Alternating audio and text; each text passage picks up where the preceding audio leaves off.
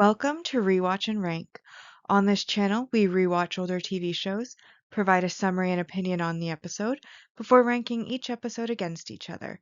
Today's episode is Bleach, Agent of the Shinigami Arc, Episode 1, The Day I Became a Shinigami. The episode in a nutshell provides a brief summary of exactly what happens within this episode. Ichigo meets Rukia while a hollow is on the loose in his city and ends up taking her powers when he's attacked, becoming a Shinigami and slaying the hollow.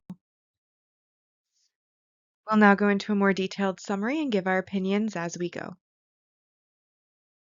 So we start the series with a landscape shot. Dark blue rock towers jutting out of white sand as a black smoke and shadow oozes around them. And then from this black ooze and shadow, a black droplet forms, dripping upwards before everything flips, and then it drips down from the clouds as invisible creatures land next to a river in the city. Then we see a hell butterfly flying by in front of the moon before we then pan over to see Rukia silhouetted against the moon, standing on top of an electrical pole, stating that she senses a strong energy before jumping to another pole and then over towards the rooftops of the city. Obviously, very atmospheric first shot, draws you in, makes you want to know more. I love the nighttime. I love the oozy shadows. All of it makes you want to keep continuing to watch. So now we'll go on to our next scene and continue. So I'm going to start with a quick disclaimer. Honestly, anime are almost always absurdly violent, usually in a comedic way for comedic effect, kind of like a physical comedy, think Three Stooges type comedy. As this is a fighting anime, be forewarned that there is quite a bit of it in this series. And as I am giving a detailed summary, I will be describing a lot of violent actions, but keep in mind that the intention behind it is, for the most part, especially if it's friendly fire, to be comedic. And with that, I'll go into actually describing the first scene where we meet our main character, Ichigo, who is beating up a group of skateboarders for knocking over a memorial vase that was left for a girl who had lost her week, I believe he says, a few days previously. Once he's beaten up the skateboarders and they are running away, he then tells the girl's ghost, which he is able to see, that he'll bring her some new flowers soon. And of course, the ghost girl thanks him for defending her memorial. Obviously, this scene is meant to show that Ichigo, despite, his I believe he's drawn to look scary as compared to the other characters, so he's meant to have like that tough, kind of intimidating face and look, and this is meant to tell us that just because he looks like that doesn't mean he ain't a good guy. He's obviously a very good guy, as he was willing to beat up a bunch of inconsiderate skateboarders for an innocent little ghost girl that they couldn't see, which of course is extremely sweet. We then move on to showing Ichigo heading home after saving the ghost girl, and he voiceover narrates his introduction, giving us his name as Kurosaki Ichigo, his age as 15, his grade as grade 10, and that his family runs a medical clinic, telling us that for as long as he can remember, he's always been able to see ghosts. He then walks in his front door and is greeted feet first in the face by his dad, yelling that he's late, and dinner is always at 7 o'clock in their house. Ichigo, of course, yells back about being no way to treat him after he laid his life on the line to help a ghost.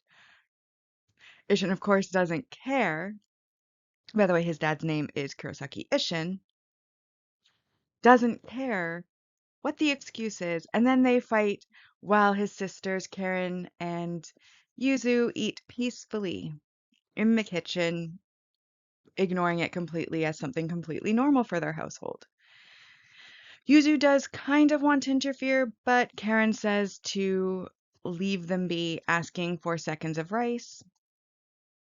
Once the fight takes a break, Karen points out that Ichigo has a tag-along ghost and complains no matter how hard, and then he starts complaining that no matter how hard he tries, he just can't seem to get rid of them. Karen then says, "Poor Ichigo, he's so popular." Yuzu then expresses her envy because while she can sense ghosts, she can't see them. Karen then claims she doesn't believe in ghosts, which of course surprises Yuzu since Karen can actually see them as well. Their dad supposedly is the only one who can't. As an excuse for why she doesn't believe in ghosts despite being able to see them, Karen then states that whether or not she sees ghosts, if she doesn't believe in them, they don't exist. Of course, then we see that tag-along ghost freezing into an ice cube and just floating across the screen. Her words are savage. The off-and-on fight between father and son finally ends, and then Ichigo decides to give up on dinner, deciding to instead go to his room, and Karen then tells their dad, who is surprised by this, that it's his fault.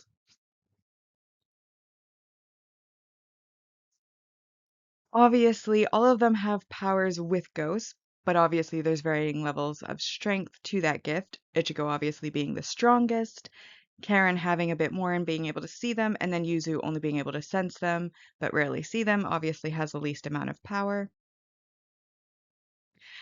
And I'll admit, I've rewatched this series many times before deciding to start this channel. And on previous rewatches, Karen was always very forgettable for me. I never really remembered her as a character, but this time I've noticed that she seems to, at least in this episode so far, have the best lines and be a little bit savage, and I'm starting to really like her. And hopefully this isn't just like a flash in the pan and it'll actually continue throughout the series, but as she has been forgettable to me in the past, I'm not sure they continue to do her character justice. We'll have to wait and see as we watch. But I wanted to call out that she's absolutely savage. I love her lines in this scene.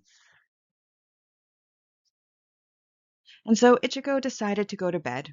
And he lays in his bed while back in the kitchen, Yuzu and Karen discuss how he's been seeing more ghosts lately, which shocks Ishin, who's surprised and wonders why Ichigo talks to them about things like that, but not him. Karen again comes in with a great line saying, "Of course he doesn't. You're over 40 and your communication skills are immature. Who'd want to tell you anything?" Obviously shocked by this, Ishin then winds to his deceased wife's memorial portrait, that he isn't sure if they're going through puberty, but their daughters are being so cold to him, asking what he has to do. And then Karen says first he should get rid of the stupid memorial poster. Karen again, hitting where it hurts, the lines delivered so seriously. And of course, in this scene, we unfortunately learned that Ichigo's mother is already deceased at the beginning of this series. So the next morning, Yuzu's in the kitchen as the news is playing in the background about the ground shaking and several buildings having had their walls damaged the night before. Ichigo enters the kitchen to get breakfast, and Yuzu says that their dad has a meeting and won't be home that night. While Ichigo comments that the damaged buildings being reported are nearby where they live. We then see him walking to school, and he passes a closed area on his way to school, stopping by to add some new flowers to the memorial of the ghost girl, but notices that the girl is missing. He then seems to sense something and starts running towards the area he's sensed something in. We then see claws drag tracks into a wall, and then a hollow arrives, which is the first Ichigo must have seen, as he asks what it is. The little girl that he had saved the day before yells for him because she's being chased by the hollow, and he starts to run with her, but then she trips. As he bends to help her up, Rukia then jumps over him, attacking the hollow with her Zenpakuto, which is a sword, a special sword, obviously, and she kills the hollow before leaving with barely a glance At Ichigo and them, he tries to call out to her, but the crowds gather around mumbling about there being another explosion, having obviously not seen what he had.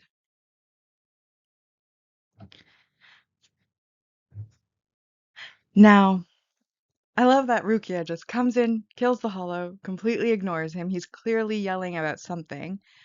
And fair enough, maybe she didn't think he could see her, but why is she ignoring the little ghost girl that was just being chased? As rewatchers, we know the future, and we'll see it in a couple scenes, but part of her job is to help souls move on to soul society. So why is she ignoring the little girl, even if she's going to ignore Ichigo? I kind of questioned that aspect because part of their job, as mentioned later, is to help the souls move on, and there's a soul that's just been chased that you might want to help move on. But other than that, it's a very good scene to introduce the concept that there are hollows that are fought by Shinigami that chase ghosts, because it all happens right there. We then fast forward to that night when Ichigo lies awake, ruminating on who Rukia was before noticing a hell butterfly fly into his window, followed closely by Rukia, who again ignores him, even when he asks who she is and what she's doing in his room. Eventually, he kicks her in the back to get her attention, scolding her for scaring him, and then ignoring him as he asks again who she is, while she lies there with question marks floating around her head. She then confirms that he can actually see her, calling it strange, as people usually don't see her. And then she reaches up and starts moving his face around, examining it, because clearly he is strange to her. And then she comments that, oh, he was in town earlier. He tells her to quit talking nonsense, going to kick her again, but she uses his leg to hop over him instead, before saying she'll tell him, revealing that she is a Soul Reaper. Soul Reapers are also known as Shinigami. I probably will interchange it depending on the sentence and how I feel at the time, but Soul Reapers equal Shinigami. Obviously, it's a bit of a comedic first meeting on both sides. She's just minding her own business, breaking and entering, thinking no one can see her, and then he's able to see her and kicks in. I love the little question marks floating around the head. Always funny to see those types of things. Part of what makes anime so fun to watch is that they are over exaggerated expressions, or they'll have like little hints on what they're feeling. Now, do the minor criticism, because I tend to criticize frequently just because it's so much easier. Basically, assume overall I love everything I see that I don't mention, and then when I do have a question, that's not always a criticism, but sometimes it can seem critical. So in this case, I get that he shouldn't be able to see her, because most people don't. But realistically, who did she think he was yelling questions at? They're the only two in the room. Did she think he was like some insane person yelling at himself? Like on the street earlier that day, he could have been yelling at anyone. There was a crowd. But she just like entered his room and then he starts yelling. It's like, who else would he be talking to? Who else just entered? Realistically, like, what was she thinking he was yelling at? I really wish I knew, especially because even after he kicked her in the back, she still had the question marks. Like, clearly now you know he can see you, but even before that, who else did she think he was yelling? Who are you? What are you doing here? Why are you in my room too? I found it very funny. We now take a short break from Ichigo and Rukia's first meeting and go back to the ghost girl, who again is running through the streets being chased by an invisible hollow. The hollow leaves footprints and snaps electrical wires as it moves past. So in this one, just an observation, they both were invisible when they landed, but now one has become visible to the ghost and Ichigo, while the other one didn't, as the ghost isn't able to see it. And I wonder why one was visible and the other one isn't, whether that's an intention of the hollow or whether one hollow is considered to be more powerful than the other, and that's why it's able to continue to hide itself even from ghosts and those with spiritual powers, whether because of the difference in power of the hollows, maybe one's invisibility wore off sooner. They don't really explain kind of the mechanics of how they're switching from being visible to invisible, or why one became visible when it started chasing the girl or when it was chasing the girl to the girl and Ichigo, and then this one stayed invisible and was not even able to be seen by the ghost girl who it was chasing. Back with our main cast, Ichigo and Rukia sit on his floor facing each other while he confirms, a little skeptically, that she's a Soul Reaper, and she nods. He then confirms that she came all the way from Soul Society, still skeptically speaking, to exercise hollows. She nods again. He confirms that the monster earlier was a hollow. Yet again she nods. And that it attacked the girl. Nods. He says he'll believe her before flipping the table and saying that he doesn't believe her. Shocked, she says he can see ghosts but doesn't believe in Shinigami? He says of course, as he's never seen a Soul Reaper before, and doesn't believe in anything he can't see. She points out that he can in fact see her, and he admits that she's not human, but tells her to quit playing Soul Reaper, calling her a brat. She, of course, takes offense to this and uses a skill, Bakuro number 1, Sai, to forcefully bind his hands behind his back, making him lose his balance and fall to his knees. She then confirms that he can't move, calling that type of spell Kido, bragging while looming over him that she may not look it, but she has lived 10 times longer than him and would execute him. But she can't kill anyone not named in her orders, so he should be grateful that all she did was use a Kido on him. She then takes out her sword, swinging it, and he closes his eyes, assuming it's going to hit him, but then he hears an "oh" and looks over, seeing that Rukia has in fact tapped the handle end of her sword onto the ghost who had been following him. And then the older gentleman ghost cries that he doesn't want to go to hell, but Rukia softly tells him that he will go to Soul Society. And when she removes the handle, a glowing crest is left behind on his forehead, and then the ghost sinks into a blue portal. And when Ichigo asks what just happened, she then tells him that she helped the ghost pass on, which is also a duty of a Shinigami, as we had mentioned in the earlier scene, that she failed to do for the little girl. Like, why didn't she just tap her with her sword then? Now she's being chased by Hollow, as we know. But as to continue the scene, obviously, she then decides to show Ichigo some badly drawn pictures as a visual aid to her explanation. Her explanation goes as follows.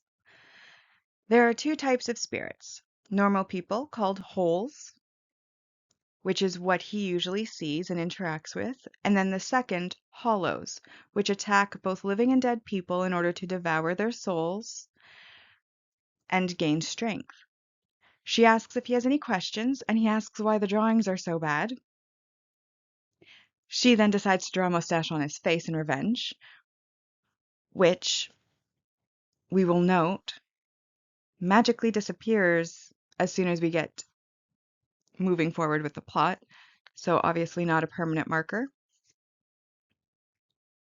She then continues to explain that Shinigami have two jobs: to help holes move on and to cut and purify hollows. He asks why it was going after the little girl, and Rukia says that she doesn't know, as there's still much they don't know about hollows. So again, Rukia acknowledges that she saw the little girl and didn't help her move on, despite just saying that that's one of her duties. Now, obviously, for plot purposes, we like the little girl. That's why we met her to start with. And obviously, she was needed to show these hollow scenes. So that's probably why the author decided not to have the Shinigami do its duty and cleanse her, purify her, send her onward. But it's still a little funny how she'll do that for like the older gentleman ghost, but then the little girl she just completely ignores, even though she acknowledges she saw her, she was there. Now, as for the scene as a whole, I basically consider it to be an info dump scene. She's basically explaining the entire premise to us, telling us the different things that we may see going forward, revealing the magic that the Shinigami can use in addition to their Zanpakuto, which is the Kido. And yeah, it's info dumping us with explanations. We then take a break from getting all of that information so that we can process it as an audience and return back to where the little girl is running from the hollow.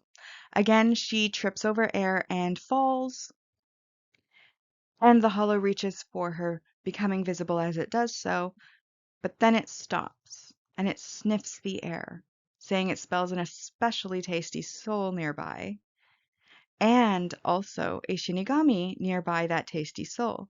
It then decides to leave the girl and start heading toward what it smelt. Now,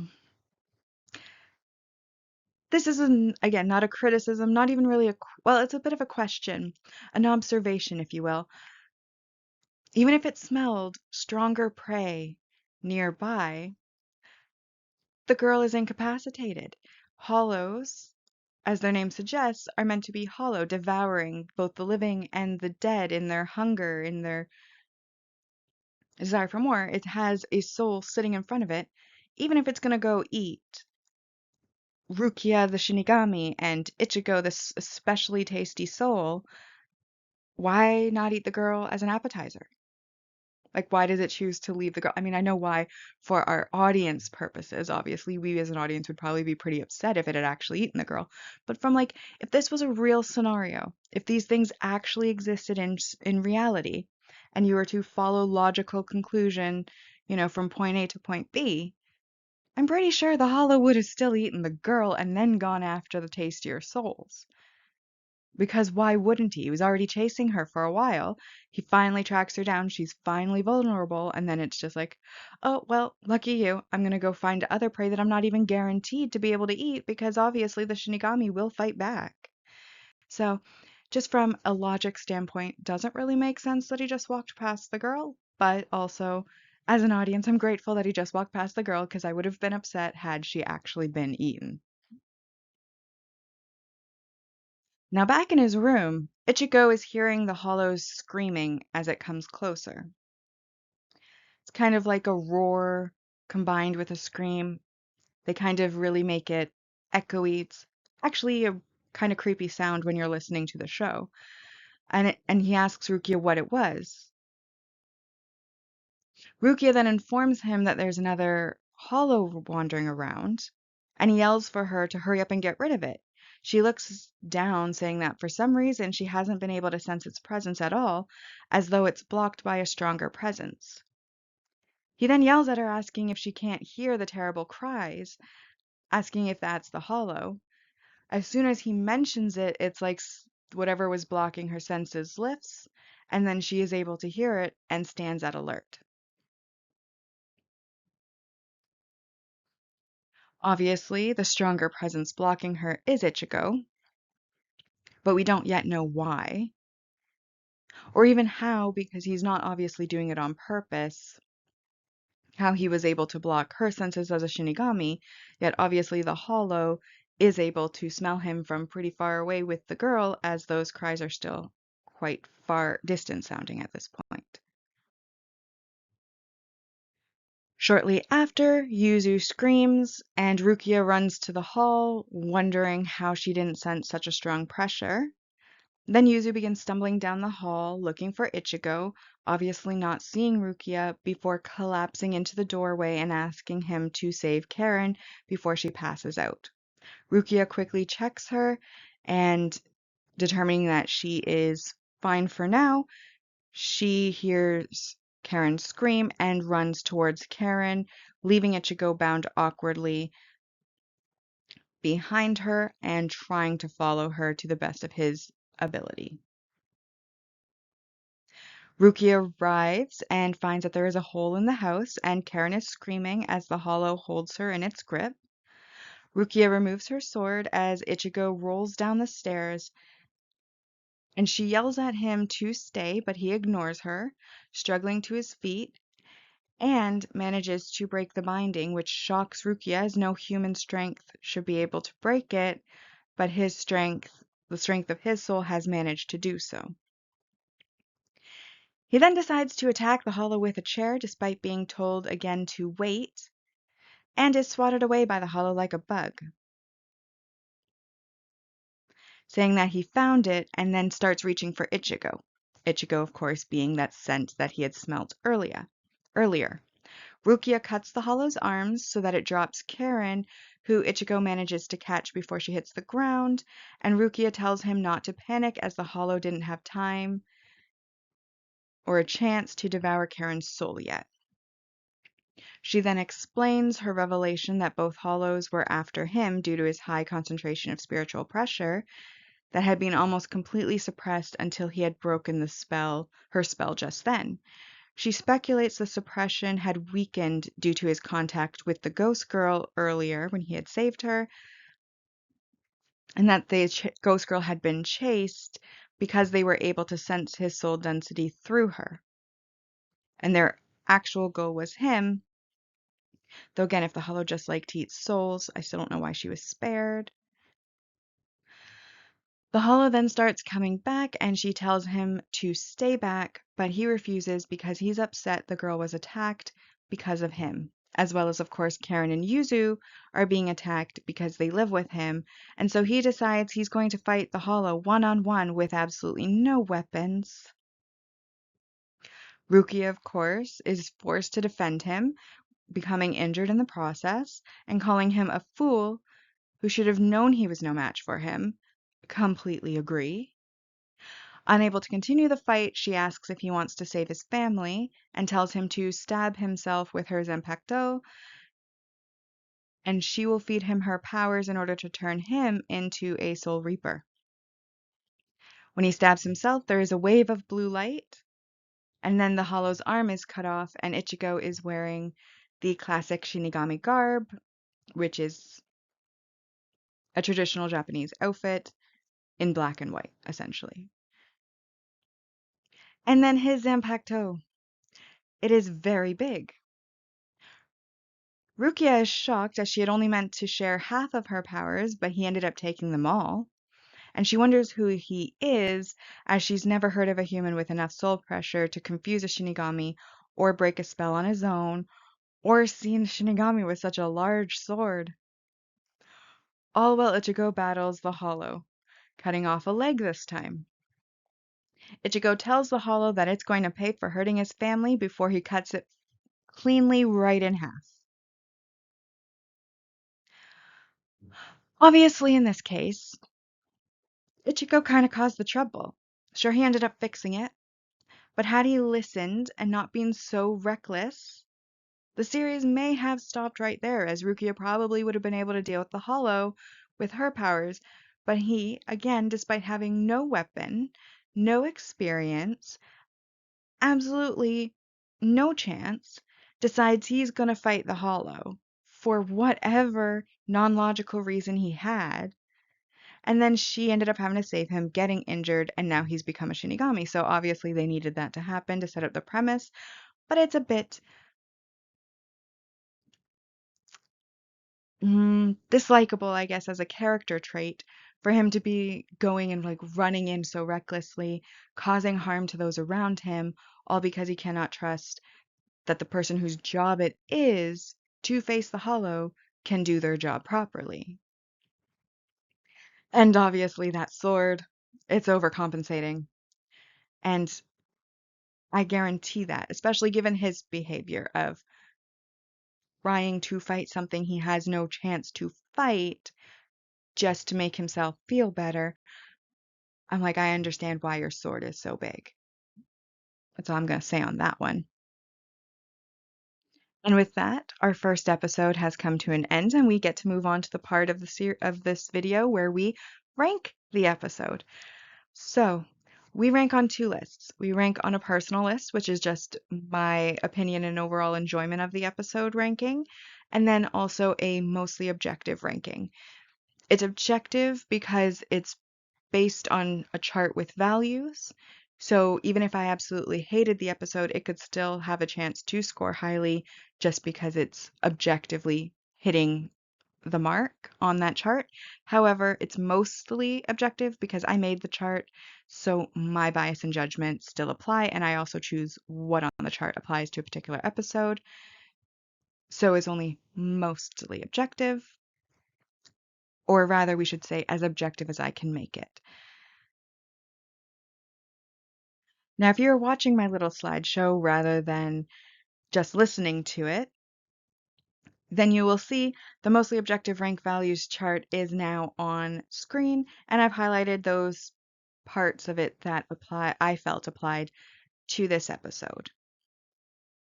So starting with character introductions, we obviously have our multi-arc supporting character introductions in Ishin, Karen, and Yuzu, and then we have our multi-arc main character introductions in Rukia and Ichigo. We also see multi-arc main character growth in the fact that Ichigo gets Shinigami powers and releases whatever was repressing his spiritual power.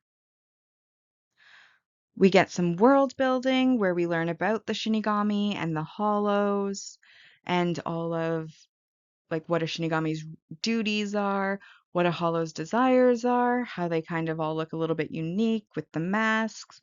Obviously, we have the premise establishment as well, where basically the premise of the show, Ichigo got Shinigami powers, he gets to hunt Hollows and help souls move on, and all of that drama that happens with these now new powers that he has. And then the last one on the positives is that the battle was resolved. Now, to be honest, that part, the resolved battle, the reason it's on the list is that in the future, there will be battles that take place over multiple episodes. And so the resolution of the battle will obviously be a positive that they finally won.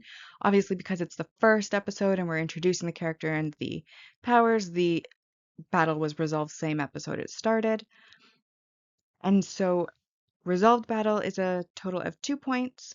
For the multi-arc supporting characters, they're 3 points each.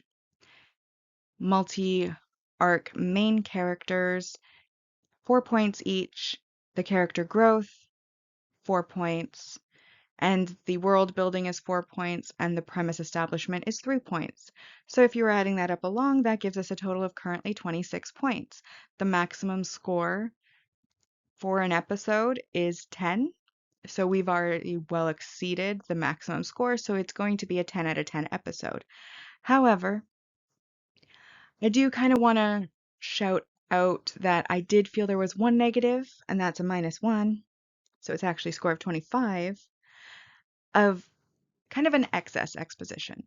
So in my opinion, exposition is important. Obviously, you need to explain things to your audience. However, when they go through explaining something to us, then they show it to us. Then they go ahead and explain it again. And then maybe one more time for good measure. I feel like it gets a bit excessive. Obviously, it's an anime. It's designed more for a younger audience. So explaining things multiple times may be necessary. However, there is a difference between reiterating something over the course of multiple episodes, kind of to remind somebody of information. It's different when you're repeating the same information back to back in the same episode or from one scene to another. Obviously, in the case of this show, the concepts were shown, then they were explained again for good measure. Example, he talks to a ghost. He then tells us he can see ghosts. This is followed by a ghost, where the ability to see ghosts in the family trait as a family trait is then explained. And it just goes on, and it's like, okay, I get it. You see ghosts. You don't have to keep telling me this. We know this now. You've shown me, you've told me twice. This is kind of like that's kind of what I'm talking about. And like I said, if it was over multiple episodes, like where we see the ghost here and then maybe in another episode he's, oh, yep, I still see ghosts, then that's different because we may have forgotten. Unlikely, but like if you're a younger audience, you may have forgotten. But all back to back, I consider that a negative overall. And so, as we mentioned, objective score was 10 out of 10. It's the first episode. We only have one on our list, so it currently is holding the top place, and that is The Day I Became a Shinigami on our mostly objective ranking list. Obviously, it also holds first place on the personal ranking as it is currently the only episode. Now, as to my ranking, the reasons that I chose my ranking is that it's a good introduction to the world, to our main characters. The characters are compelling, the world's compelling, like that first shot I mentioned, how atmospheric it was when we got to see kind of like the hollow world as the establishing, the Hell Butterfly and Rukia silhouetted against the moon. It's all very compelling. It draws you in. Obviously, it's an interesting world. There's Shinigami, there's hollows, there's the holes, there's the job of a Shinigami. All of these things, he can see ghosts, all of these things. It's an amazing introduction. It gets its point across. It helps us, it establishes its presentness very well. However, as I mentioned previously, it is very heavy-handed on the exposition. Obviously, Ichigo made some questionable moves that were kind of like dislikable. I mean, I find it's a common trope in anime, really, where you'll have like the male characters who, despite having absolutely no reason to believe that they're going to win, will just directly interfere with fights in order to try to win. They'll like overcompensate themselves. On the female side, they tend to have somebody fighting for them and then like grab them so that they get injured, or yell at them from the sidelines, or say, oh, you don't have to, and try to interfere that way. It's annoying regardless of which gender is doing it, but it's one of those common tropes that you kind of come to accept. So it's not something that's going to seriously make the rating negative, but it is annoying. So obviously that's a negative emotion impact. So for me, I felt like overall with the negatives and the positives together, it was an average episode. I know there's more better. I know there'll be more worse. So I put it at a solid 5 out of 10 for my first personal ranking. Now, in addition to ranking each episode in any given arc against each other, we also rank the arcs against each other to figure out which ones are the best overall. The way that we do this is by adding up each episode's score out of 10 and finding a final percentage. And obviously, once we've watched the entire series and have all of the arcs percentages, we'll know which ones are better and which ones maybe you give a pass to. So for this arc, there's 20 episodes, and that means a maximum score of 200. Our mostly objective score is 10 out of 200 is our current score, and with my personal one, 5 out of 200 is the personal score. And with that, we've now rewatched and ranked Bleach, Agent of the Shinigami Arc, Episode 1, The Day I Became a Shinigami. Like and subscribe if you'd like to, and I'll see you in the next episode.